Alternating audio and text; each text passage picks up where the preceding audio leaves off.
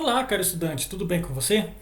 Eu sou o professor Dr. Carlos Eduardo Cândido Pereira e vou estar com vocês no tema desta aula de hoje, que é nada mais, nada menos que política, conceitos importantes.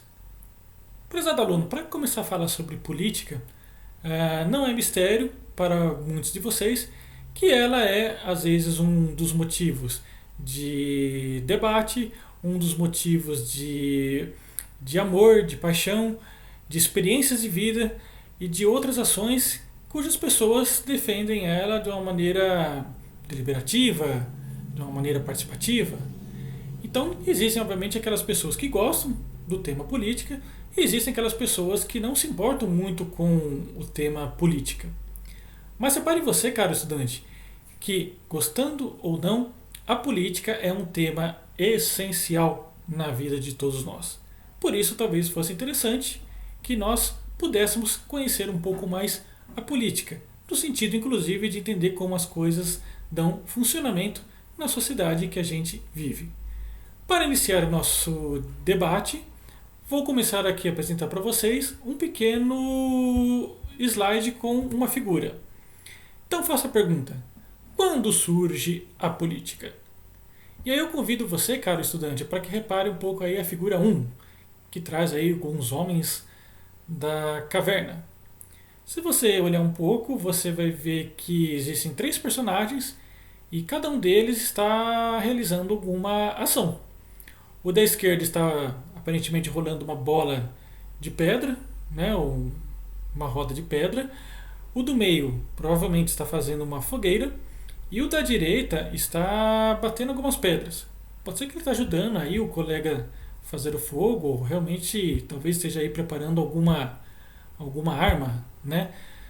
Bom, professor Carlos, a política surgiu com os homens das cavernas?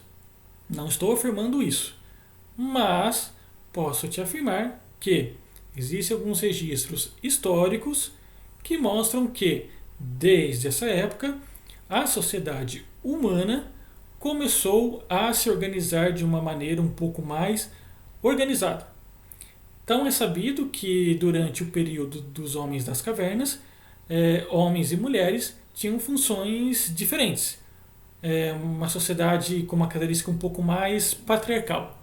O homem saía para a caça e a mulher ficava na caverna cuidando dos afazeres, né, domésticos ou até mesmo da criação das crianças. Então, um tipo de sociedade com uma característica e interessante porque um tipo de característica que foi se replicando durante gerações e gerações da nossa espécie e em alguns momentos históricos se tornando mais próximo disso ou mais distante disso. Então, por exemplo, nós temos até hoje, em algumas sociedades do nosso planeta, um modelo patriarcal, em que as mulheres talvez não possam fazer determinadas ações, mas os homens sim. Então, tipos de sociedade que remetem aí a questões de políticas. E para pensar essa variedade de políticas, nós poderíamos trabalhar aí dentro da história, das sociedades, das civilizações, da própria história, vários temas, vários assuntos, mas eu gostaria de focar pelo menos em três momentos para exemplificar para vocês. O primeiro poderia ser pensar a política enquanto um momento de moralismo. Então, quando a gente pensa na política como algo moral, isso tem a ver a pensar como algo da coletividade. Então, o moralismo foi um tipo de pensamento muito forte na Grécia Antiga com os filósofos. Então, o moralismo, pensar a sociedade, a coletividade.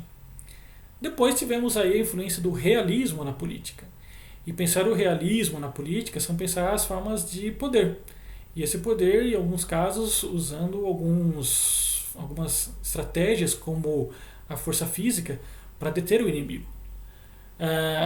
E nós temos também uma concepção um pouco mais moderna, que seria pensar a política enquanto um campo de ideologia. Ou seja, ideologia seriam as ideias que determinados grupos ou minorias colocam em vigência para que todos sigam aquelas formas de se pensar. E isso se dá principalmente num momento histórico. Então, por exemplo, se a gente fosse parar para pensar na questão da sociedade nazista alemã, foi um tipo de pensamento de um determinado grupo que esteve presente num período específico da história daquele país, com influências, obviamente, diretas aí a toda a sociedade mundial. Mas voltando para o nosso slide, segundo Giron, a política nasce quando os homens começam a se organizar em sociedade, fazendo escolhas para viabilizar a convivência em grupo. Então, outra coisa extremamente interessante de se tratar dessa convivência em grupo é que dentro da política nós não podemos pensar a nossa liberdade de maneira total. Para que nós possamos viver em sociedade, nós temos que privar alguma característica da nossa liberdade total. Um exemplo disso, por exemplo, se você morar ou tiver algum tipo de experiência nesse sentido, suponha que você queira escutar uma música às 3h30 da madrugada num condomínio residencial com vários apartamentos. E escutar essa música, obviamente, no volume mais alto possível, porque às vezes é legal escutar uma música que a gente gosta. Mas, repare que nessa ação, às 3h30 da manhã, nem todo mundo pode gostar da mesma música que você está ouvindo, nem todo mundo pode gostar apenas do nível do volume da música que você está ouvindo, pode ser uma música que a pessoa também goste. Então repare que você já começa a ter aí alguns pequenos probleminhas de convívio. Então a política nada mais é do que uma forma de organizar esse tipo de situação para que se possa ter uma convivência coletiva em paz e de boa para todas as pessoas.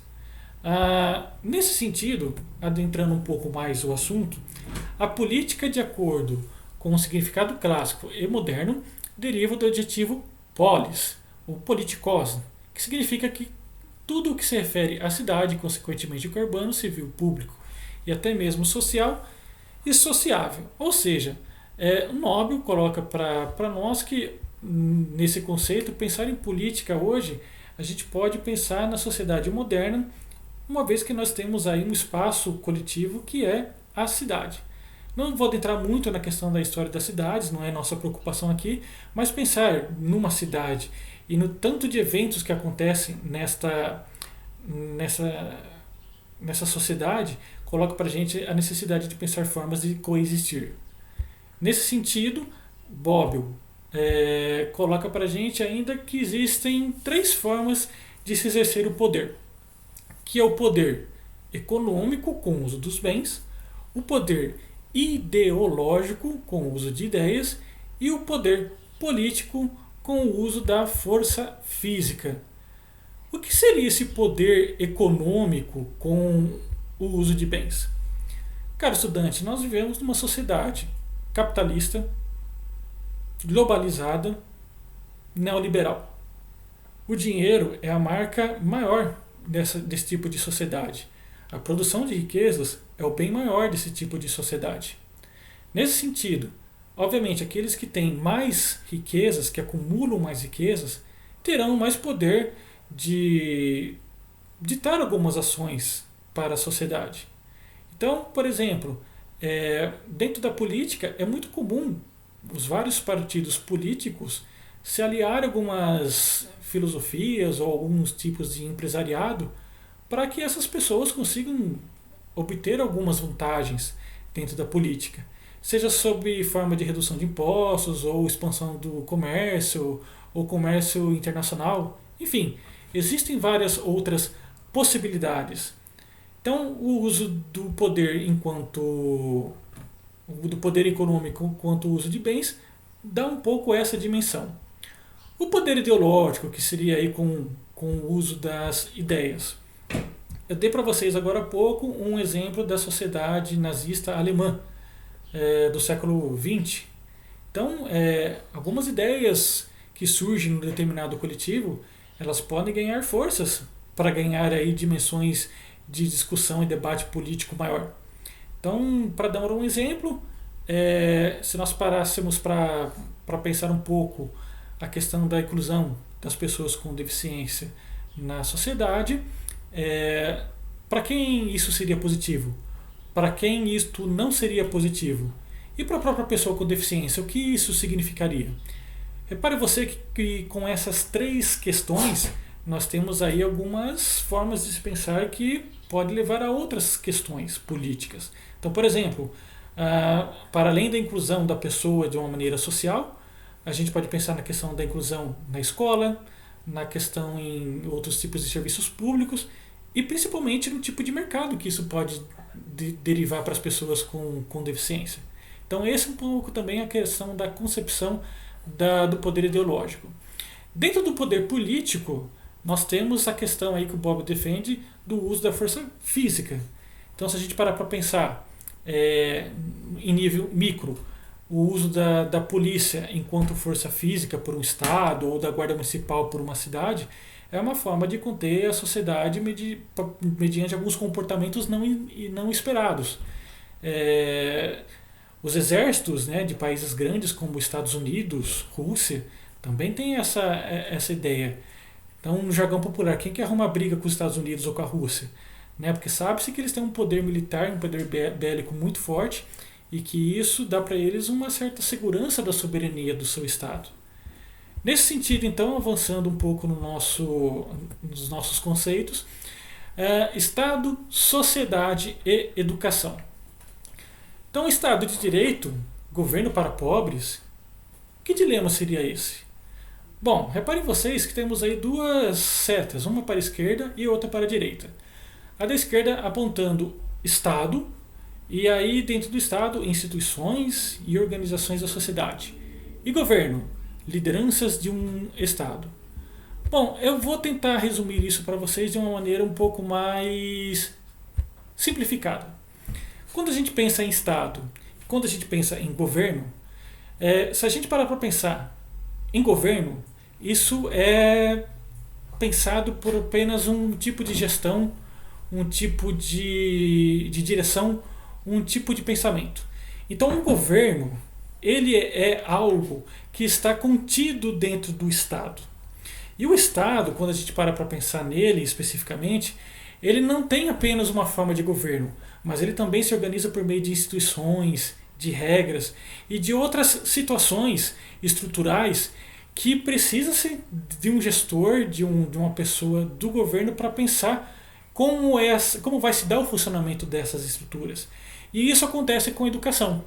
Então nós temos, por exemplo, no Brasil, um presidente, e esse presidente ele se elege com um tipo de pensamento, com um tipo de política compartilhado por uma maioria dentro da democracia, e elege pessoas que vão dar conta de gerir junto com ele as estruturas do Estado. Então, seja o Ministério da Educação, seja o Ministério da Ciência e Tecnologia, o Ministério da Saúde, e dentre outros. Nesse sentido, pode-se pensar nas políticas de governo para o Estado. Todavia, pensar em Estado significa que há uma dimensão de tempo muito maior do que de governo. Assim sendo, se a gente parar para pensar numa obra de metrô, se o atual presidente ou prefeito da sua cidade pensar numa obra de metrô para ser construída nesse exato momento aí no seu município, isso é uma obra muito bacana. Mas é uma obra que vai começar provavelmente agora e não vai terminar em 2 meses. Todavia, quando essa obra ficar pronta, pode ser que esse atual gestor municipal da sua cidade não seja mais o prefeito ou o governador do estado. Pode ser que ele já tenha saído do seu período de governo. Porém, essa obra fica aí para o Estado por um período muito maior. Isso é praticamente um pouco a diferença aí entre governo e Estado e suas obras. E a educação, ela está inserida dentro desse tipo de política Estado, né? Se a gente parar para pensar na Lei de Diretrizes e Bases da Educação Nacional, ela foi construída lá nos anos 96, que seria a época do Fernando Henrique Cardoso, que estava na presidência do Brasil, e ela se mantém até hoje. Então, uma política pensada naquele momento, talvez como uma questão de governo, mas sobretudo para Estado. Então, pensando em políticas públicas, adentrando para a questão das políticas públicas, ela é definida por um conjunto de ações e programas ligadas ao Estado e ao governo, com foco em segmentos sociais como, ou melhor, pensado com foco em segmentos como social, cultural, educacional, dentre outros.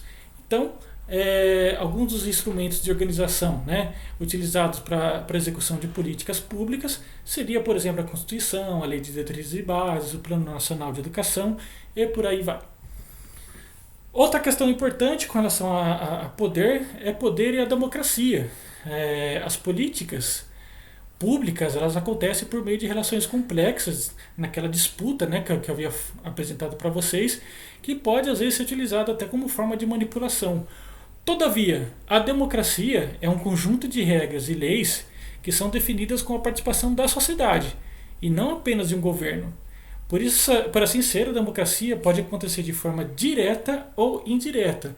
Então, por mais que nós estejamos numa situação de pensamento de ideias de determinados grupos que estão no poder, a democracia permite que nós escolhamos essas pessoas e essas pessoas representem interesses que aí vão derivar tanto de alguns grupos específicos da sociedade, como aqueles de poder econômico, tal como para aqueles que estão aí sob outras formas de poder, às vezes de um sindicato, às vezes de alguma outra categoria profissional.